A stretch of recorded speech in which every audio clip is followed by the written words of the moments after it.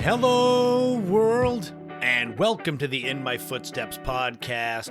I am Christopher Setterland, coming to you from the vacation destination known as Cape Cod, Massachusetts, and this is episode 237. It's another fun, exciting, action-packed dose of Gen X nostalgia. I hope I haven't oversold it. We're going to kick it off with a look back at the beloved, star-studded We Are the World song and album from the 1980s. We're going to go way back in the day and look at the bizarre acid trip that was the 80s character Max Headroom. There's going to be a brand new top 5 looking at the biggest sports stars of the 1970s. And there's going to be a brand new This Week in History and Time capsule looking back at the first true supersized indoor shopping mall. All of that is coming up right now on episode 237 of the In My Footsteps podcast.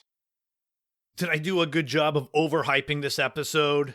Super deluxe, special, new and improved, whatever other adjectives and buzzwords you want me to say. It's episode 237. It's not a milestone, but it's going to be another fun dose of Gen X nostalgia. Now I've undersold it. You're like, wait, I thought it was going to be exciting and it's just another show. Wait, don't go. I've got We Are the World and Max Headroom. Come on now. Welcome in to everybody who's here. Long-time listeners, first-time listeners. This is where you go to get your dose of Gen X nostalgia from a Gen Xer that's staring down 50, not excitedly, but still staring it down. It's like a train coming at me down the tracks. Wherever you are, I hope that the spring weather has kicked in. On Cape Cod, spring came last week, and we've had 2 days in the last week where the temperatures didn't get out of the 30s. We've had several bouts of drizzle and rain, because it's spring on Cape Cod, and of course we do.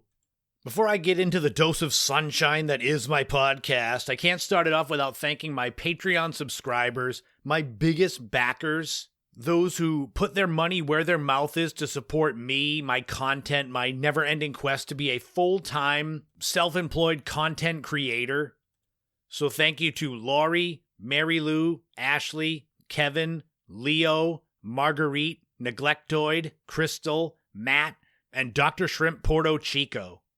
You too can become a Patreon subscriber for $5 a month and get access to several different bonus podcasts, early access to YouTube videos, including the recent Frozen Cape Cod 2026 retrospective that I did that was 20 minutes of me sharing stories, photos, videos, from the roughly 6-week period that the bayside of Cape Cod was just choked with ice. Also, in big, kind of breaking news, just a couple hours ago from when I'm recording this podcast, I got word that my acting debut film, Cape Cod Cthulhu, is now available to be streamed for free.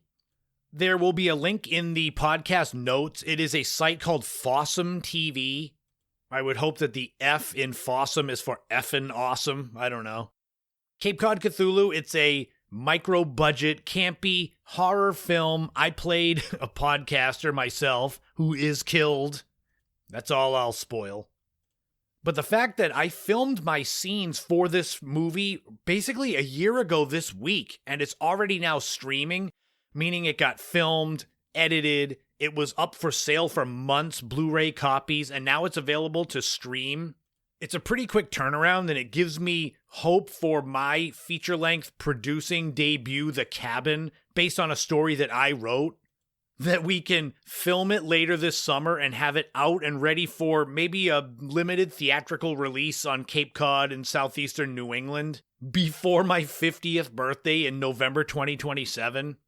I'm already planning that podcast episode when I turn 50. It's just going to be an hour of just me crying at the microphone. But yes, there's a link to Cape Cod Cthulhu where you can watch it for free. Let me know what you think of the film, my acting chops. But without any further ado, let's get into episode 237 with the mother of all charity singles in music, as we look at We Are the World and everything that went into making it. 41 years ago this month, March 7th, 1985, The single We Are the World was released by the star-studded charity group called USA for Africa.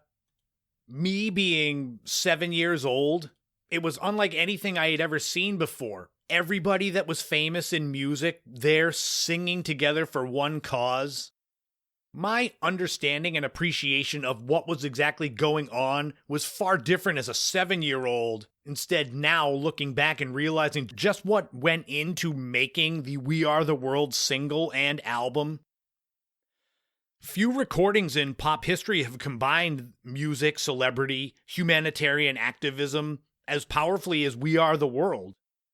The idea behind what would go on to become We Are the World emerged during a global humanitarian response to the devastating famine in Ethiopia in Africa that happened between 1983 and 85, which caused widespread starvation and international alarm. The spark that lit the flame of We Are the World came from singer and activist Harry Belafonte, who wanted American musicians to respond to the crisis in the same way that the British artists had done with the charity single Do They Know It's Christmas? That was a song. It was written by Bob Geldof from the Boomtown Rats group, and the band, the people that sung it, were called Band Aid. It was released in the UK on December 7th, 1984, and entered the charts at number 1 on the UK charts. That song had tons of famous singers. Bono from U2, George Michael, who was still in Wham, Simon Le Bon from Duran Duran, Phil Collins, Sting. Harry Belafonte recruited music manager Ken Cragen to organize a similar effort in the United States. And Cragen brought together leading figures in the music industry to get this project together, including Lionel Richie, Michael Jackson, and Quincy Jones. The result was the organization USA for Africa, which stood for United Support of Artists for Africa. Which only when researching this for the podcast did I realize it wasn't just United States of America. The song We Are the World was written by Michael Jackson and Lionel Richie. Originally, Lionel Richie had planned to collaborate with Stevie Wonder, but Stevie Wonder was busy with other commitments, which left Lionel Richie and Michael Jackson to complete the song themselves. The goal was to create a simple, anthem-like song that could be sung by dozens of performers and easily remembered by audiences worldwide. Interestingly, Richie and Jackson finished the composition only shortly before the recording session was set to begin in January 1985. Musically, We Are the World combined pop, gospel, and soul, with the gospel influence being of particular importance, giving the song the emotional feel of a communal choir, reinforcing the humanitarian message. The recording of We Are the World took place on January 28, 1985 at the A&M Recording Studios in Hollywood. It was scheduled to immediately begin after the American Music Awards, ensuring that many of the major stars they wanted for the song were already in Los Angeles. There were more than 45 major recording artists that participated in the recording of We Are the World, making it one of, if not the largest superstar collaborations ever. Naturally, with that many famous people in one place, you're going to have egos that would clash. So producer Quincy Jones famously placed a sign at the entrance to the studio that read, "Check your ego at the door." You had basically a who's who of American music singing on We Are the World. In addition to Michael Jackson, Lionel Richie, Stevie Wonder, you had Bruce Springsteen, Cyndi Lauper, Paul Simon, Tina Turner, Billy Joel, Kenny Rogers, Ray Charles, Diana Ross, Bob Dylan, Dionne Warwick, Smokey Robinson. You had Huey Lewis, Steve Perry from Journey, Daryl Hall from Hall & Oates, 80s standouts Kenny Loggins and Sheila E., and most famous of all, Dan Aykroyd, who was somehow there and he's in the video. How many of you out there had that same reaction? I was 7 years old and I'm like, what is Dan Aykroyd doing singing on We Are the World? I thought he was an actor. The recording session for We Are the World lasted most of the night as singers recorded solo lines and then gathered together for the chorus. One thing that I noticed, I think I remember this story, is that some people were kind of miffed at the fact that Michael Jackson had 2 solo lines, where pretty much everyone else had 1. But I guess Jackson, he wrote the song, and he was at his peak of his Thriller powers. So it's sort of like if anybody's going to have multiple solo parts on this song, it would be him. And I'm sure most of you have seen the music video, which is basically just the chorus part of everyone singing together. That's when it becomes sort of like a Where's Waldo, seeing who's there, trying to notice different people singing. At 7 years old, I only recognized people like Michael Jackson and Dan Aykroyd or Lionel Richie. I didn't know who Ray Charles was, or even people like Paul Simon. One of the biggest musical acts in the world who was not a part of this song and was invited was Prince. He was invited but declined to participate, with reports later saying that he didn't want to be a part of this group recording session, and he had wanted to just play guitar rather than sing. Which, looking back, it's like, just let Prince play guitar and maybe have him somewhere in the video. He doesn't have to sing. Everyone will know who he was. The single We Are the World was released on March 7th, 1985 by Columbia Records. It sold 800,000 copies in its first 3 days, becoming the fastest-selling US pop single in history. Globally, the single would sell more than 20 million copies, making it one of the best-selling singles ever. Slightly lesser known than the We Are the World charity single is the fact that on April 1st, 1985, a full album entitled We Are the World was released. Unlike the single, which featured the supergroup performance, the album was a compilation of songs that were donated by major artists to support the same charity effort. The album was still a major success, not as big as the single. It sold more than 3 million copies worldwide. The We Are the World album, the track listing was We Are the World, the single USA for Africa. If Only for a Moment Girl by Steve Perry, who was at his peak of popularity after leaving Journey. Just a Little Closer by the Pointer Sisters. Trapped by Bruce Springsteen and the E Street Band. Tears Are Not Enough by the Canadian supergroup Northern Lights, which included Bryan Adams. For the Tears in Your Eyes by Prince, so he didn't sing on the single, but he donated a song. Good for Nothing by Chicago. Total Control by Tina Turner. A Little More Love by Kenny Rogers. And Trouble in Paradise by Huey Lewis and the News. The We Are the World project won numerous awards, including the single winning 4 Grammys, including Record of the Year, Song of the Year, Best Short-Form Music Video, and Best Pop Performance by a Duo or Group. More importantly than the album sold was the fundraising impact, because that was the whole thing, was humanitarian relief. Combined revenue from the single, the album, merchandise, and related promotions generated more than $60 million for famine relief and humanitarian programs in Africa, with over time the charity raising even more, eventually surpassing $80 million in total aid. USA for Africa funded programs including food distribution, agricultural development, medical aid, long-term economic assistance. For those of you that have never heard it, here's a little clip of We Are the World.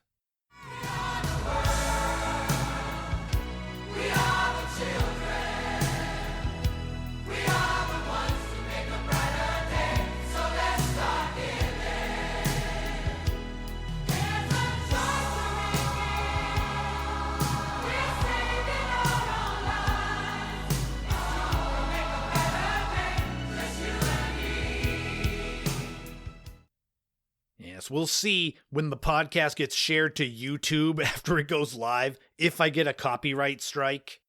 Interesting little side note, when it comes to me sharing music and such on the podcast, when it goes up on YouTube, I do get copyright notices, but it's something new where they say these artists allow their music to be shared on YouTube, so I don't get strikes.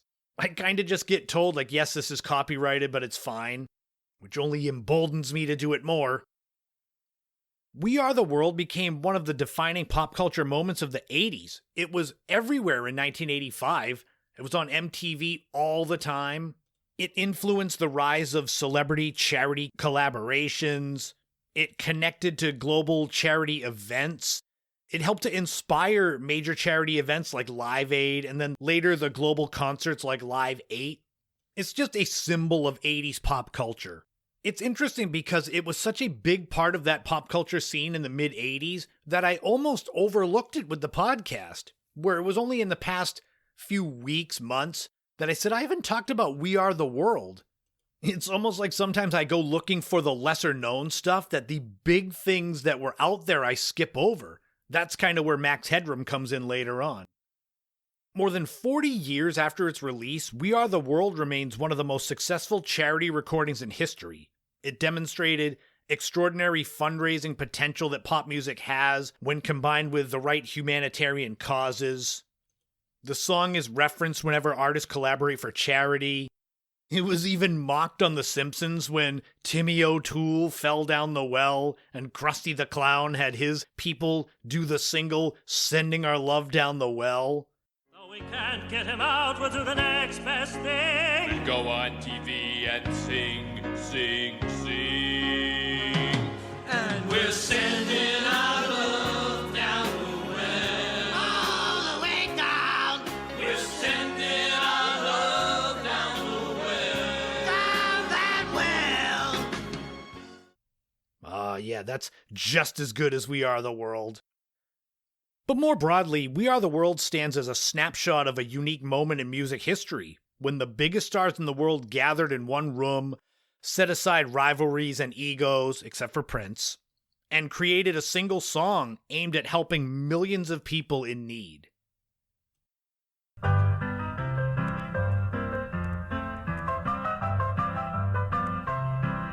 This week in history, we are going back 72 years to March 22nd, 1954, and the opening of the very first supersized shopping mall, the Northland Center Mall. The Northland Center Mall in Southfield, Michigan, was one of the most influential shopping complexes ever built in the United States. In the years following World War II, the United States experienced dramatic suburban growth. Millions of Americans moved from city centers to newly built suburbs, especially around industrial cities like Detroit. Traditional downtown department stores still dominated the retail industry, but suburban residents increasingly wanted shopping opportunities closer to home. The Detroit-based department store chain J.L. Hudson Company, which operated the massive downtown Hudson's Detroit department store, recognized this shift early. The company decided to build a suburban shopping complex that would serve as a regional retail hub. Construction began in 1952, with the project costing approximately $25 to $30 million. That comes out to just over $306 million on the low end when adjusted for inflation to 2026. The Northland Center Mall was designed by Austrian-born architect Victor Gruen, widely considered the father of the modern shopping mall. His design principles included pedestrian-friendly layouts, extensive landscaping, public art and sculptures, central gathering spaces, large parking areas around the perimeter. When it opened in 1954, Northland Center Mall became one of the first large regional shopping centers ever constructed and served as a model for future malls across the United States. In total, at the beginning, it covered about 2 million square feet of space with around 80 stores. Naturally, there was a massive Hudson's department store serving as the anchor tenant, approximately 8,000 parking spaces, pedestrian plazas and courtyards, fountains, sculptures, landscaped gardens, even a bank and a post office. The center was built on roughly 159 acres, making it one of the largest commercial developments of its time. One unique feature of Northland Center was its emphasis on public art and aesthetics. Among the sculptures installed at the center was Boy and Bear by sculptor Marshall Fredericks. There were decorative fountains, tree-lined walkways, redwood benches and landscaped plazas. It was meant to give Northland Center the feel of a civic plaza rather than simply a shopping complex, which basically all the malls in the 70s, 80s, 90s have that feel. In addition to aesthetics, Northland Center was also impressive from an engineering standpoint. There were 72 air handling units, like AC, 3,600-ton central refrigeration plant, a 900 horsepower steam plant, making the entire complex climate controlled, which was advanced for the early 50s. Beneath the mall was an extensive underground service network, including storage rooms, mechanical facilities, service corridors, a police substation, bomb shelter areas. Obviously, Northland Center had an enormous influence on American retail. It helped establish the suburban regional mall as the dominant retail format of the second half of the 20th century. Its success led to the construction of similar malls throughout the Detroit area. So there was Northland Center, then came Eastland, Southland, and Westland. I would say those names are not creative, but we've got Cape Cod Mall on Cape Cod, so who am I to talk? As shopping malls changed and evolved, Northland Center continued to evolve with major updates in 1991, an addition of a food court. But as a lot of us know who grew up in that time in the 70s, 80s, the indoor shopping mall has seen a major decline in the 21st century. By the mid-2010s, more than half of the Northland Center Mall's space was vacant, and it was reportedly losing around $250,000 per month. After more than 60 years in operation, Northland Center was officially closed on April 15, 2015. The complex was eventually demolished beginning in 2021, clearing the site for redevelopment. Even though it no longer exists, Northland Center remains one of the most historically significant retail developments in American history. It invented the modern regional shopping mall, influenced suburban development across the U.S., and established the blueprint for enclosed malls that dominated retail for decades that came after. And that Northland Center Mall in suburban Detroit opened 72 years ago this week in history.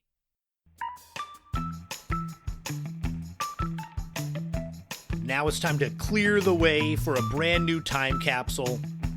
We're going to stick to the same day, March 22nd, 1954. People are exploring the brand new Northland Center Mall. Ooh, what's a mall? What else was going on in the world of pop culture back then? Well, let's find out. The number one song was Secret Love by Doris Day. This was released for the album with the movie Calamity Jane, which Doris Day starred in. It spent 4 weeks at number one in total, and it was nominated for the Academy Award for Best Original Song. Ironically, Doris Day did not want to perform it at the Academy Awards, and the song ultimately won. The number one movie was The Long, Long Trailer, and you could get into the theater with a ticket costing 45 cents. This is a romantic comedy road trip film starring Lucille Ball and Desi Arnaz as newlyweds that buy a travel trailer home for their honeymoon and experience a bunch of mishaps on that honeymoon. The film was a modest success, making $4 million on a budget of $1.5. Studios weren't sure if people would actually go and pay money to see Lucy and Desi when they could sit at home and watch them for free on television. This was the second of 3 feature-length films that Lucy and Desi did together. The first being Too Many Girls in 1940, where they met and fell in love, and the third being Forever Darling, which came out in 1956. The number one TV show was, ironically, I Love Lucy.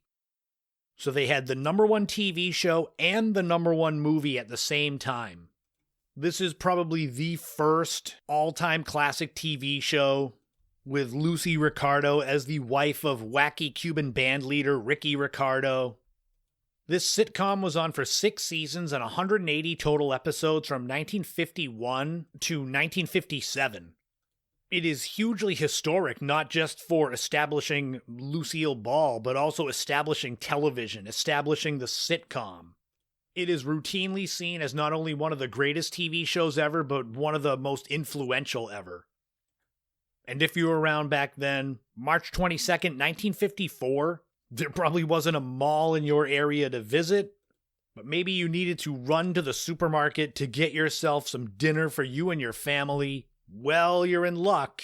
I've got an ad for New Englanders from this relatively new supermarket called Stop and Shop. You can tell that the supermarket is new because they've got a lot of giveaways to try to get people to come in. This includes entering the contest to win the Austin Convertible, an imported British car. If you won this contest and you still had your Austin to this day, it would be valued probably somewhere around $70,000 to $80,000 if it was in pristine condition. Don't worry, if you don't win that, you could win the 21-inch Crossley television set, black and white, a Dunelt English bicycle, a Crossley clock radio, or one of a few aluminum-ware cook sets. Interestingly, in this Stop and Shop ad, there is nothing mentioned about anything to do with food. Just come in, please, and enter these contests and try to win. And ironically, I'll probably be heading to Stop and Shop later. There will be no car giveaways there today. But that wraps up another time capsule, another This Week in History. But let us cast our minds back to bell-bottoms, platform shoes, and disco music as we look at the brand new top 5, the biggest 1970s sports stars, coming up now.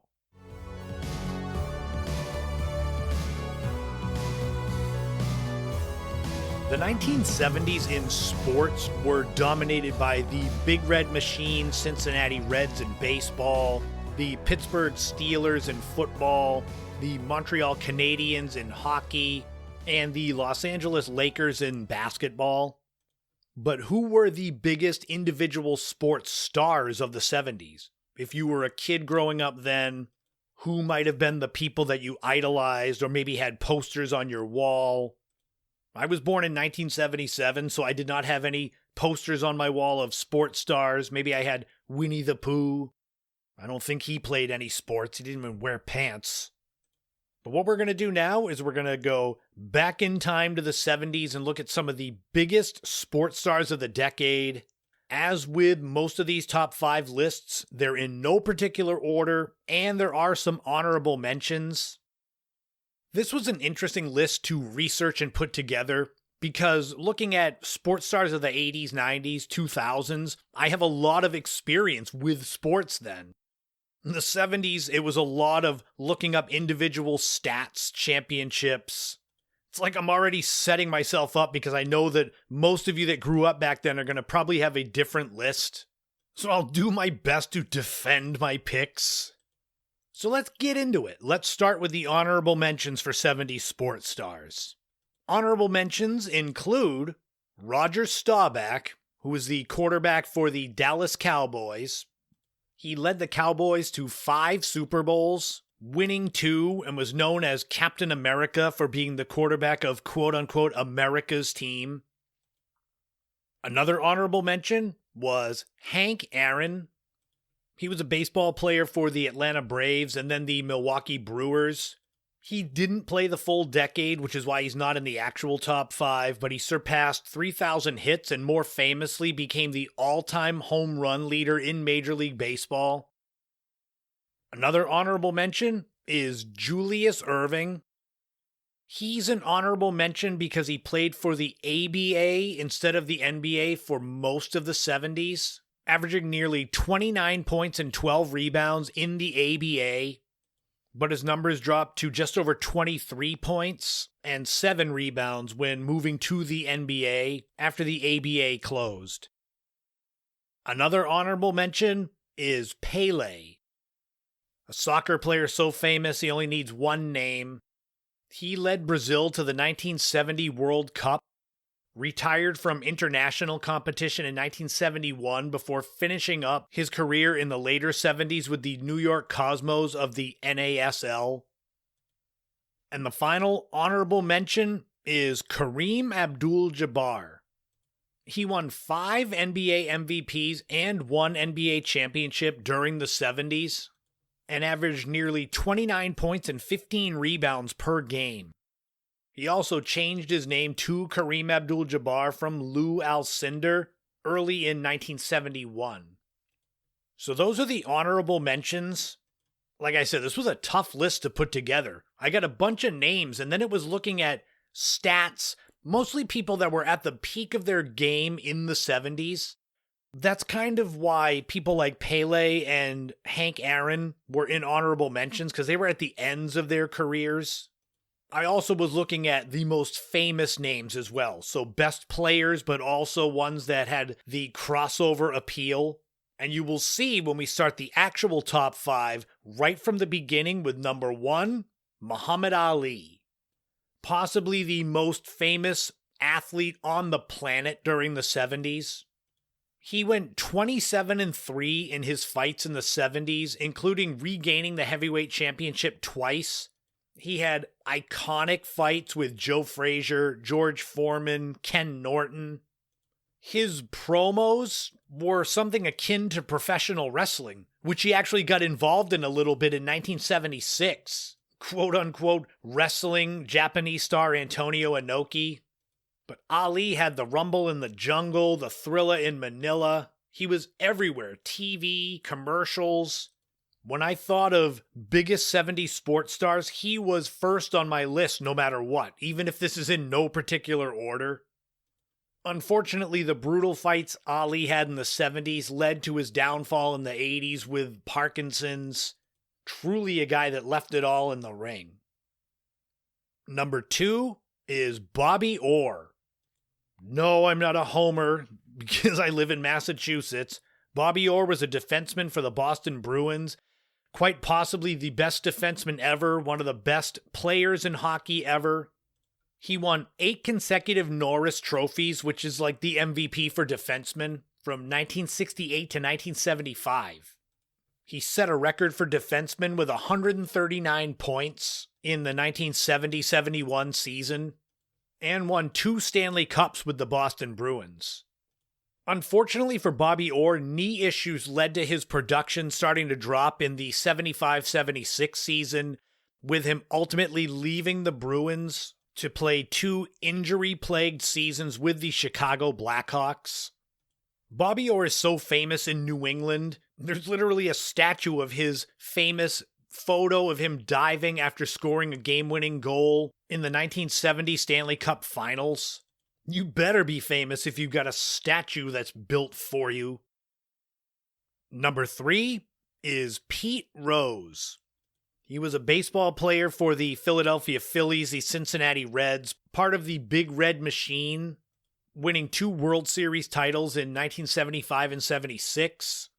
The 73 National League MVP, 2 batting titles, nicknamed Charlie Hustle.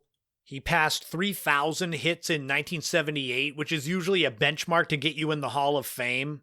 And he retired in the 80s as the all-time hit leader, but those of us that grew up in the 80s know Pete Rose more infamously for him being banned for life for betting on baseball.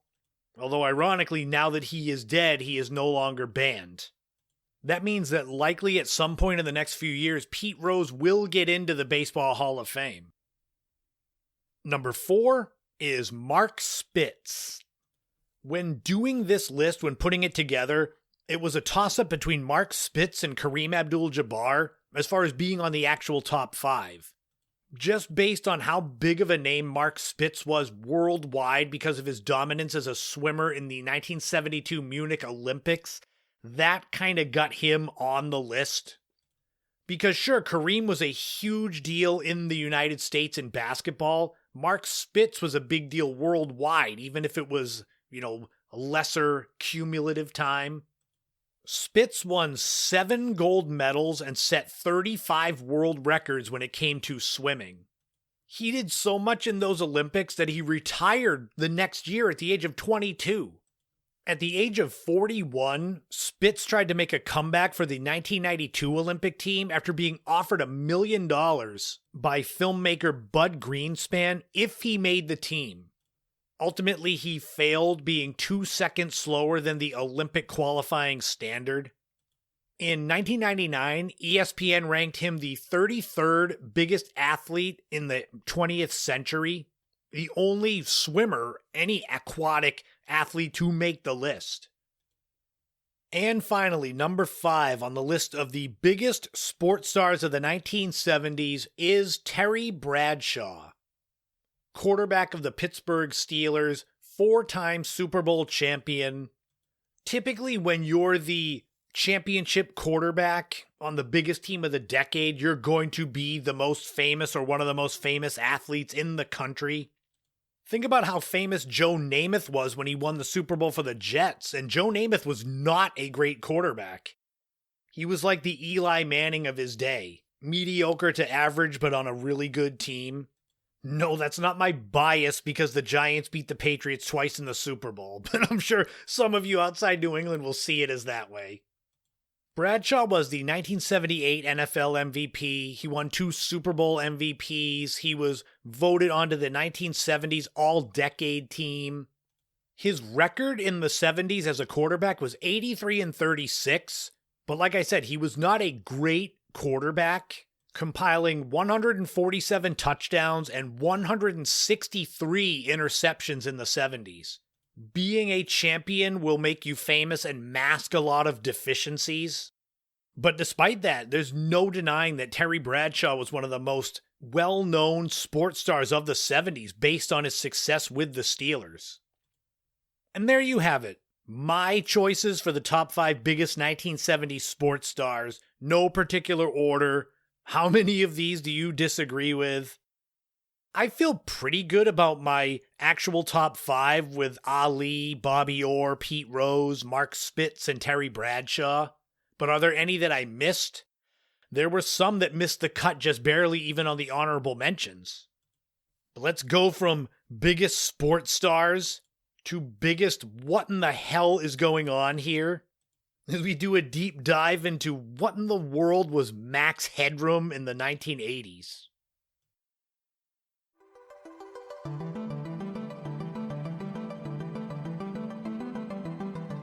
I say it all the time that I feel so lucky to have grown up when I did, child of the 80s, teenager of the 90s. But there are some things from the 80s and 90s that you just had to be there and experience it.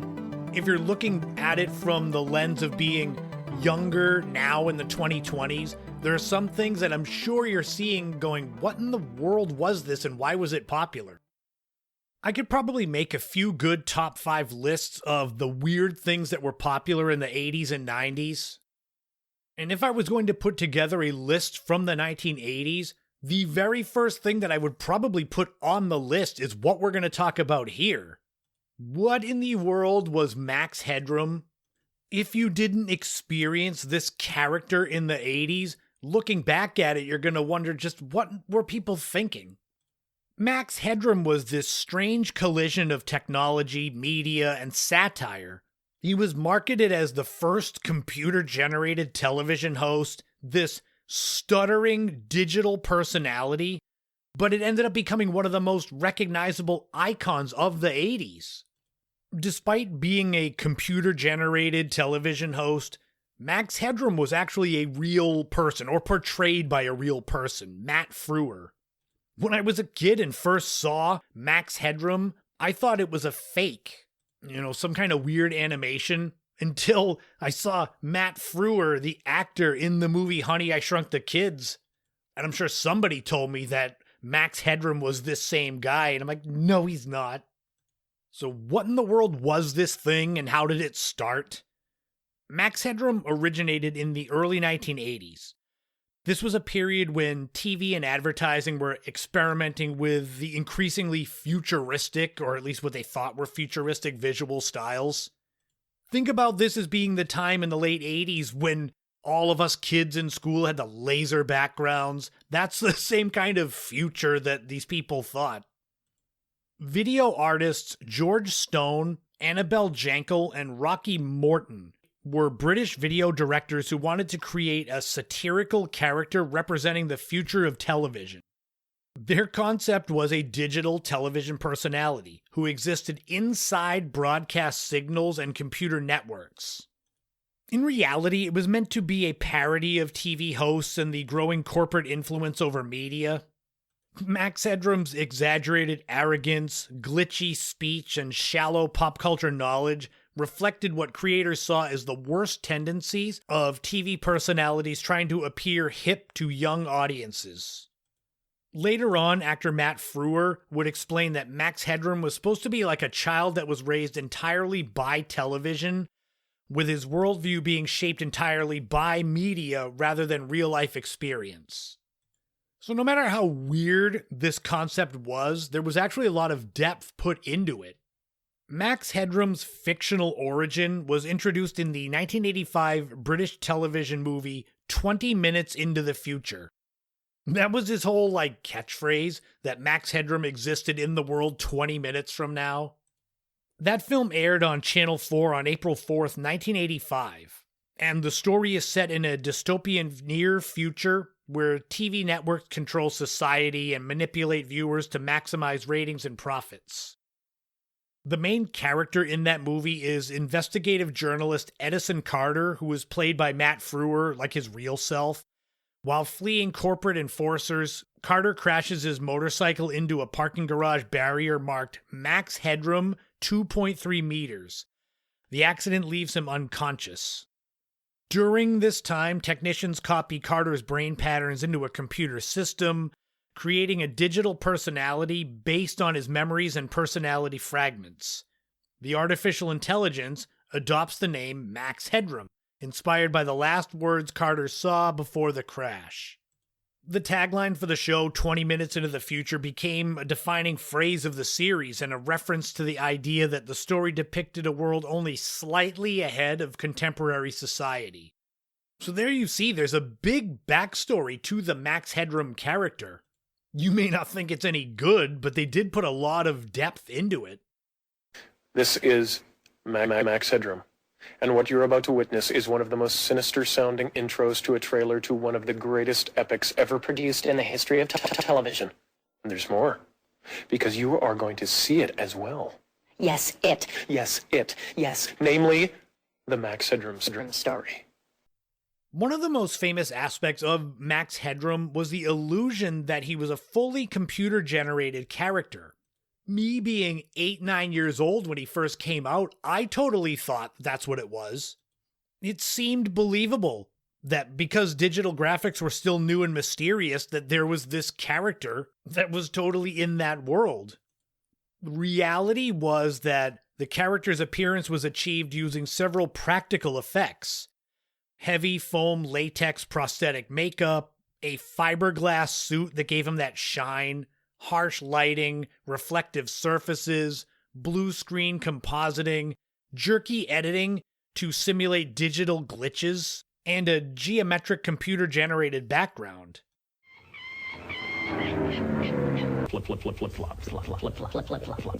Flop. Great. If you see me, give me a wave. I love to see style. I also enjoy a good laugh. The makeup process for Matt Frewer to become Max Headroom reportedly took 4.5 hours each day. Because this is an audio podcast, you'll have to pause it and go look at what Max Headroom looked like.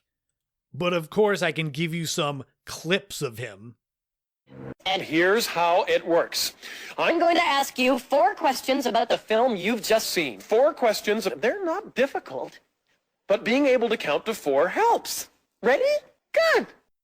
Max's distinctive speech, rapid stuttering and pitch shifting, which was weird and at times off-putting to a child like me, was created through vocal performance by Matt Frewer and some electronic audio manipulation. That look of Max Headroom became iconic for the 80s. The slick plastic hair, reflective black suit, sunglasses that were often Ray-Ban Wayfarers, the angular geometric backgrounds. It gave this digital illusion long before digital was common. Following the TV movie, Max Headroom became the host of The Max Headroom Show.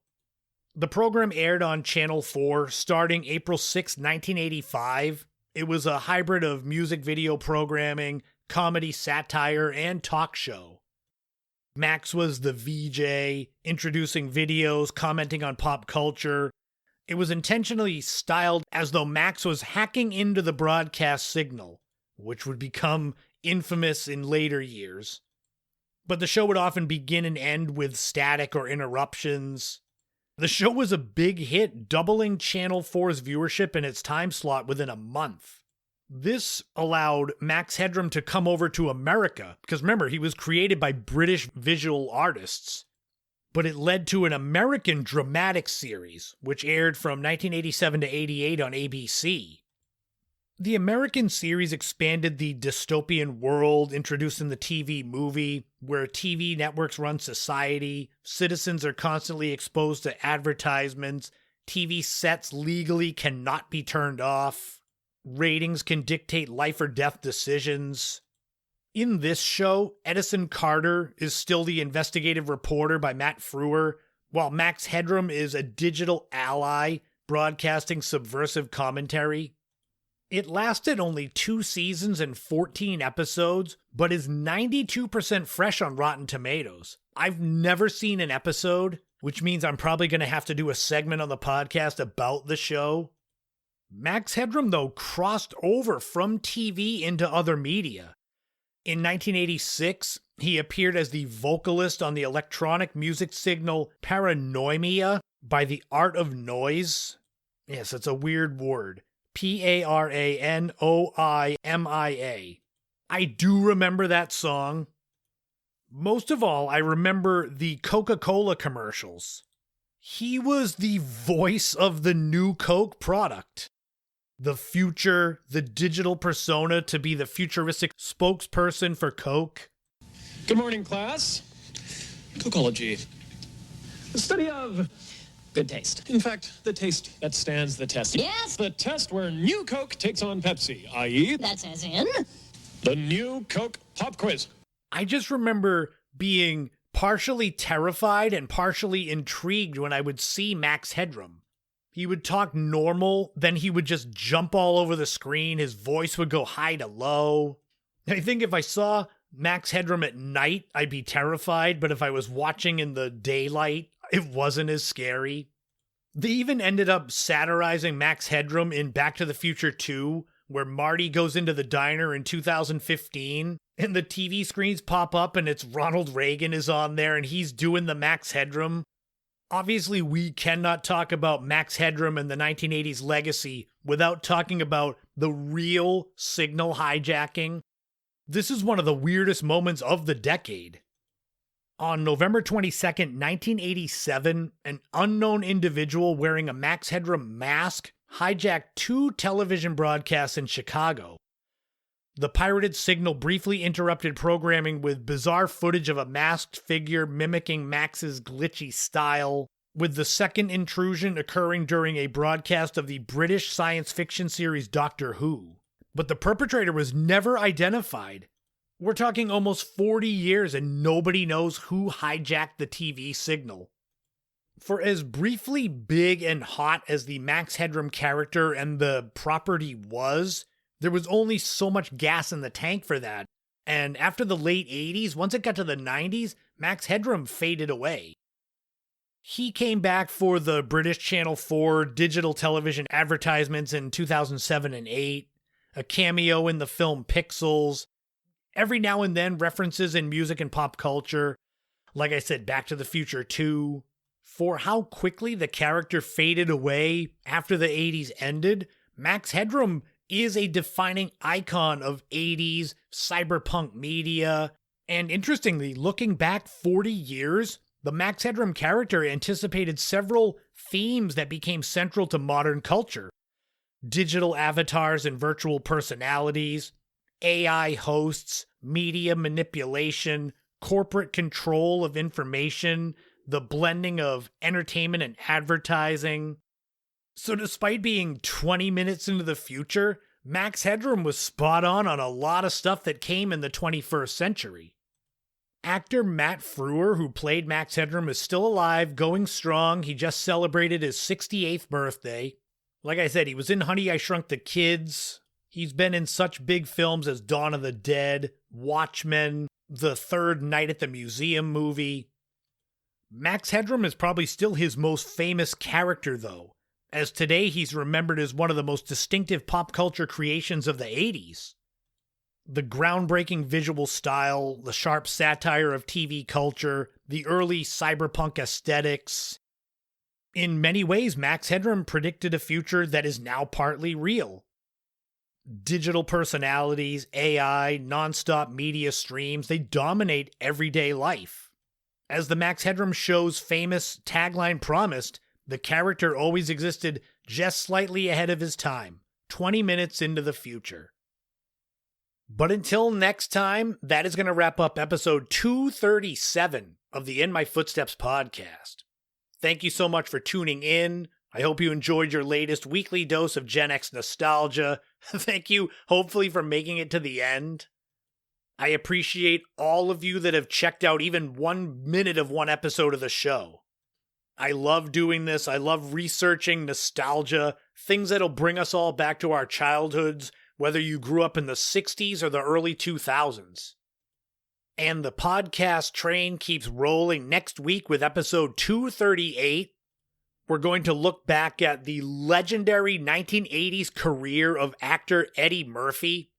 Basically, everything he did in the 80s was a gigantic hit. We're going to look back at some forgotten 1970s sodas, quenching your thirst for nostalgia. And because the podcast falls on April 1st, April Fool's Day, I'm going to do a segment on the brief time that the Pepsi Soda Company had access to an old Soviet navy of ships. The brief time that Pepsi had its own navy. That is not April Fool's. That is a real story. So that's all coming up next week on episode 238.